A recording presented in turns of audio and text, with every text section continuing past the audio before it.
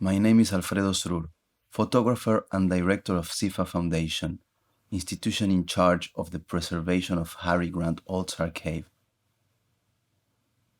Back in 2013, I had an iconic photograph, a screensaver on the computer in my studio, called Private Shack in the Open Waste Dump Site. Olds had taken it in 1901, and it showed a makeshift shelter built with cans in Las Ranas slum, the first shanty town in the city of Buenos Aires, in the open waste dump site in Parque de los Patricios neighborhood. That same year, an antique salesman called me complaining that I hadn't gone to pick up some photographic material. It was then that I ended up contacting Mateo Giordano, who had inherited the archive of negatives from Harry Grant Olds over 30 years ago. At present, we keep 1,000 large format glass plate negatives from Olds' commercial work in Buenos Aires, more than 300 vintage prints, his first photographs, and all his manuscripts dating from his days as a photographer in Ohio to his first years in Latin America. Harry Grant Olds was born on November 3, 1868 in Sandusky, Ohio, very near Detroit. He started as a photographer apprentice at Bishop's Art Gallery in his hometown in 1885. There is a tintype. This is an antique photograph on metal of H.G. Olds together with his younger brother Charles, posing next to a photographic camera in the gallery where Olds trained to become a photographer. He would have been 15 years of age at that time. In 1994, he partnered with Albert Willman, another photographer of the area, and bought an important photographic gallery. Olds worked in the biggest studio in the nearest city of Mansfield, while Willman the one in Sandusky. The big economic depression in the United States at the end of 20th century prevented Olds' studio from thriving.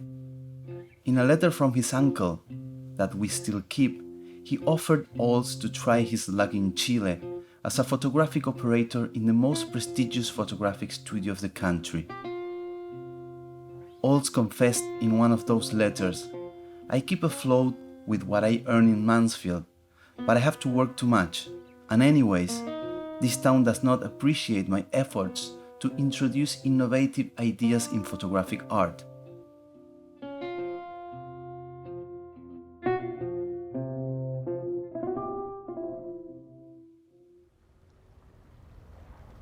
Late in 1897, he sold his share of the photographic studio, and on July 1, 1899, he left for Valparaíso, Chile. He traveled with his 4x5-inch photographic camera and 200 dry plate negatives.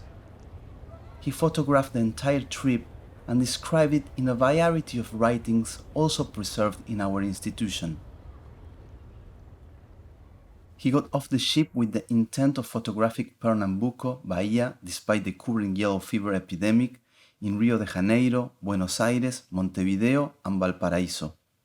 It could be said that Olds' first photographs in Latin America were taken in Brazil, Argentina, Uruguay, and Chile. He wanted to cross the Andes, but due to the freezing temperatures, even mules died. He had to travel to Montevideo to board another steamer to Valparaíso and sail around through the Strait of Magellan. He arrived Chile on August 20th, 1899, after traveling for almost 2 months. We preserve all the prints from the times of that trip and his detailed letters and indexes. The negatives have been lost.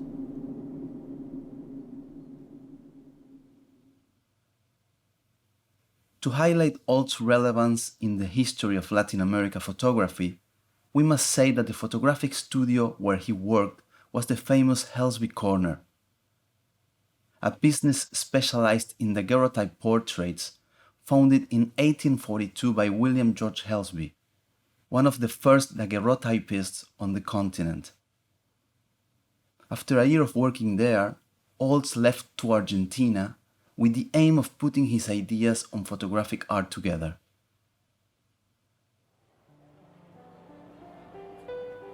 His progress was quick. Barely a year after having settled down in Buenos Aires, he published his photographs in the most important magazines of that time.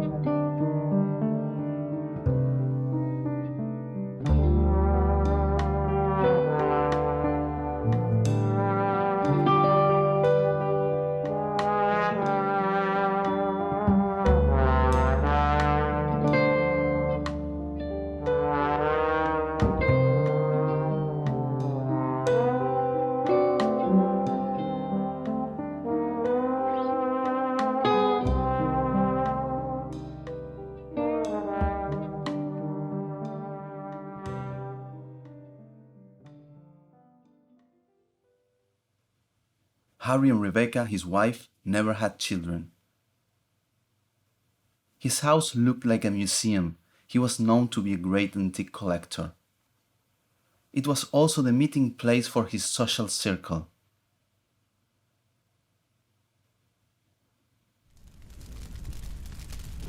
Olds died on December 24, 1943, long before Rebecca, who returned to the United States 7 years after his death. The last period of his life was the most confusing. It is unknown what happened to his commercial archive, which consisted on over 5,000 large format glass plate negatives and thousands of prints. Olds received no recognition at the end of his life. His obituary barely mentioned that he was a photographer. Rebecca, after Harry's death, put some of his most personal belongings into a trunk. The letters he had exchanged with his family and friends during his first years in South America, his notes dating from the times as a photography student in Detroit, his copybooks with formulas, and some of his most precious negatives. Rebecca carried this trunk to the United States when she settled down in Florida in 1950. We know it was kept closed for over 30 years.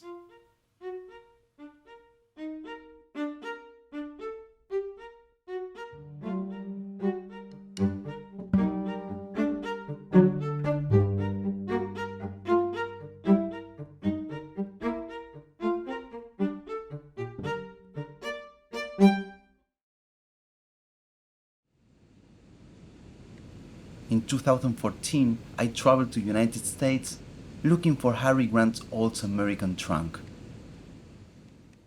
I got in contact with John Walsmith, one of the greatest specialists in stereoscopic photography in that country, who had received the trunk in 1980 from Rebecca's heir. Walsmith was the most important researcher of all this material in North America.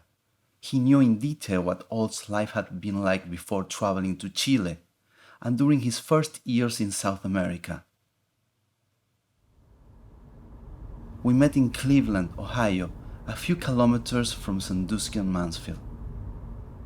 We toured the same places Olds had been to.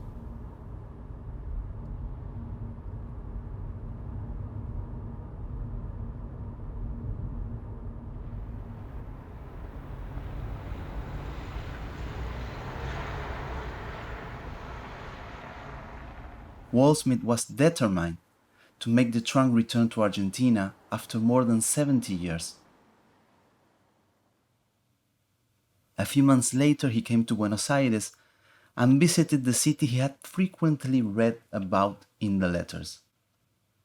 We could give some talks and conferences on art's evolution, interests, and photography, on all those objects which travel thousands and thousands of kilometers to be rediscovered. In the meantime, we kept working in conservation activities with the large format glass plate negatives.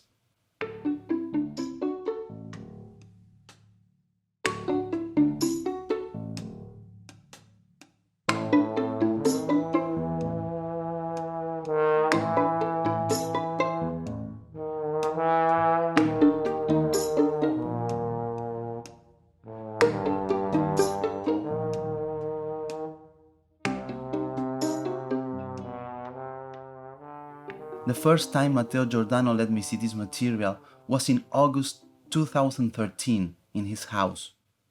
It was a miracle that all those plates did not get ruined. Finally, we managed to gather all of Harry Grant's old archive in the city where he had been able to develop his photographic art and where he died.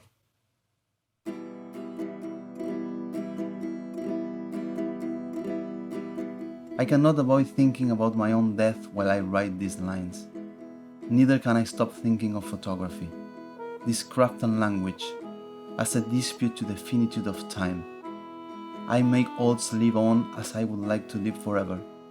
Through the alchemy of silver bromide and light, I feel a little closer to God.